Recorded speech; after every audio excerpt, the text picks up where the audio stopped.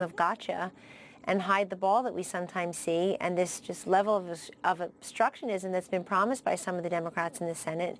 That would be unfortunate because we need the government to continue to function effectively. I'm sure that your viewers know President Obama had 7 of his cabinet appointees confirmed on Inauguration Day. We would like the same courtesy and the same practice. But I just would interrupt to say that a number of the individuals that the president-elect has nominated have very complicated business, financial backgrounds. It's taking time. Doesn't the public expect there to be a full vetting before they take office?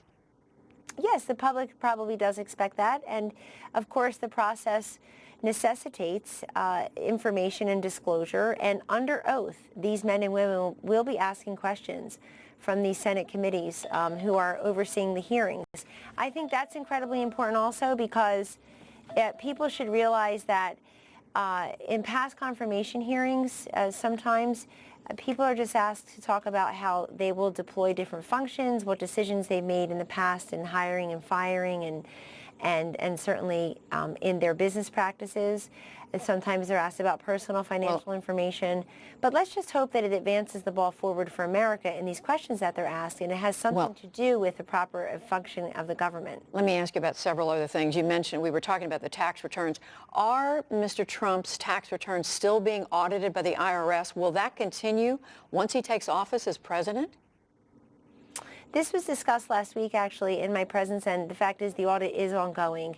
And so the answers are the same, that as long as there is an active audit, he will not be turning over his tax returns. Will he turn them over once that audit's complete?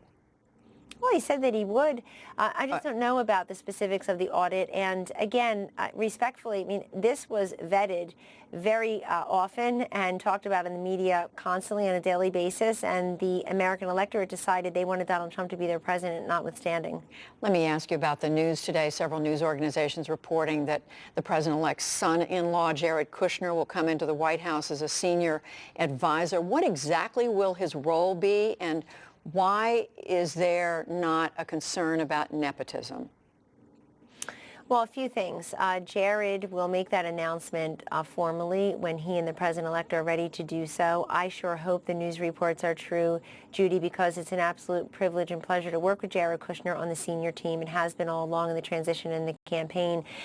Jared Kushner offers a tremendous business acumen and experience as a very successful real estate developer and businessman himself. He has holdings in many of the companies that he has now promised to divest.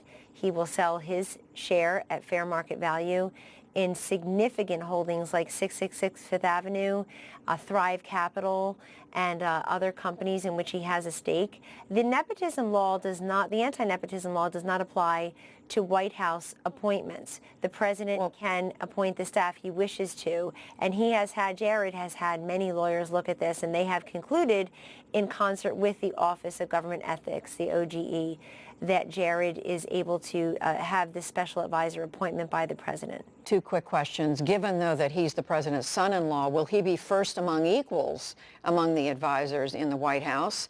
And second of all, is Ivanka Trump, his daughter, coming into the administration in any working capacity?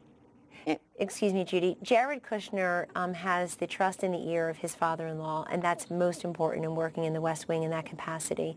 And he has this combination of political instincts and business acumen that's truly exceptional. He's involved in many of the decision-making processes that will continue in the White House. And, you know, Jared's always been a fabulous team player on our senior team. He really respects the advice and counsel of all of us. And we're also all very candid with each other, and we really try to play to everybody's best and highest use. Ivanka Trump will make that decision and that announcement, I'm sure, in the coming days or coming weeks. And she, too, has significant success in the private sector, certainly as an executive in the Trump Corporation, but also